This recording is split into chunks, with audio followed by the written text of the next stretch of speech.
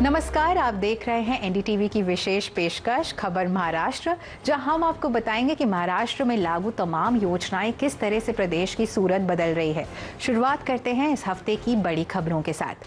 Cyber अपराध पर रोक लगाने के लिए महाराष्ट्र के पास दुनिया की सर्वोत्तम प्रणाली और तकनीक उपलब्ध है। सोशल मीडिया के माध्यम से होने वाली धोखाधड़ी की घटनाओं को रोकने के लिए गरुड़ दृष्टि प्रणाली विकसित की गई है। इस प्रणाली के माध्यम से इन प्लेटफॉर्म पर हो रही आपराधिक गतिविधियों को खोज निकालना और उनका पीछा करना संभव होगा। नागपुर पुलिस विभाग की ओर से पुलिस भवन में गरुड़ दृष्टि social media monitoring cyber intelligence project पर प्रस्तुति और विभिन्न साइबर आर्थिक अपराधों की जांच से प्राप्त कुल 10 करोड़ रुपए की राशि के वितरण समारोह में मुख्यमंत्री बोल रहे थे। उनके हाथों यह राशि धोखाधड़ी संबंधित व्यक्तियों को वितरित की गई।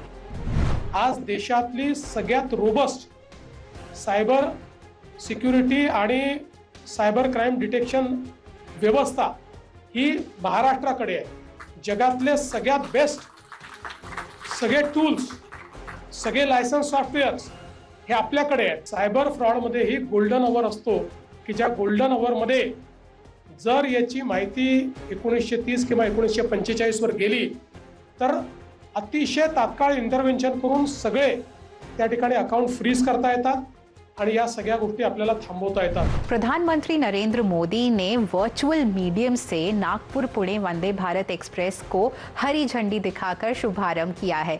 इस कार्यक्रम में महाराष्ट्र के मुख्यमंत्री देवेंद्र फडणवीस और केंद्रीय परिवहन मंत्री नितिन गडकरी प्रमुख रूप से उपस्थित थे। नागपुर पुणे वंदे भारत एक्सप्रेस के माध्यम से नागपुर से पुणे की दूरी लगभग 12 घंटे में तय करना अब संभव होगा, जिससे यात्रा का समय बचेगा। इस वंदे भारत एक्सप्रेस से पश्चिम महाराष्ट्र की और विदर्भ के धार्मिक स्थलों तक की यात्रा अब आसानी से तय हो सकती है। इस सुविधा से स्थानीय लोगों को व्यापार, पर्यटन और रोजगार के अवसर बड़ी मात्रा में उपलब्ध होंगे। इस कार्यक्रम के बाद मीडिया से बातचीत करते हुए मुख्यमंत्री ने कहा, नागपुर पुणे वंदे भारत एक्सप्रेस देश की सभी वंदे भारत एक्सप्रेस गाड़ियों में सबसे लंबी दूरी तय करने वाली गाड़ी है।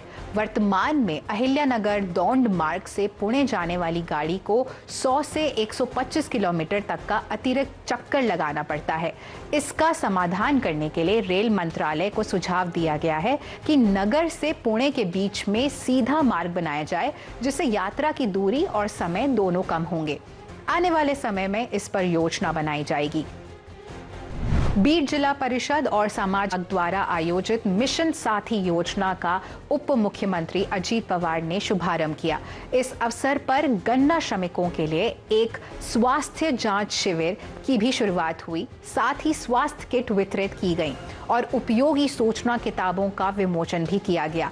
इस कार्यक्रम के अवसर पर सभी ने बाल विवाह रोकथाम का संकल्प लेकर समाज में सकारात्मक बदलाव लाने का संकल्प व्यक्त किया। उप मुख्यमंत्री अजीत पवार ने कहा कि श्रमिक समाज का एक स्वाभिमानी वर्ग है और लक्ष्य उन्हें मुख्यधारा में लाना है। उन्हें शिक्षा, स्वास्थ्य, सम्मान और रोजगार के अवसर प्रदान करने के लिए निरंतर प्रयासरत हैं। मेहनती मजदूरों के बेटे बेटियों के लिए रोजगार के द्वार खोल रहे हैं। अंबरनाथ के चिखलोली में निर्मित नए सिविल और जूनियर स्तर और न्यायिक मजिस्ट्रेट प्रथम श्रेणी न्यायालय का उद्घाटन बॉम्बे उच्च न्यायालय के न्यायमूर्ति श्री गिरीश कुलकर्णी और उप मुख्यमंत्री एकनाथ शिंदे की उपस्थिति में किया गया। उप मुख्यमंत्री एकनाथ शिंदे ने कहा कि अंबरनाथ शहर MIDC और प्राचीन शिव मंदिर के लिए जाना जाता है और अब ये न्यायालय के लिए भी जाना जाएगा। पिछले कुछ वर्षों में मीरा भयंदर, थाने और अंबरनाथ में नई अदालतें खोली गई हैं, जबकि जवार में नए न्यायालय भवनों का उद्घाटन किया गया है। उन्होंने संतोष व्यक्त किया है कि न्याय के इस मंदिर से लोगों को जल्द ही न्याय मिल सकेगा।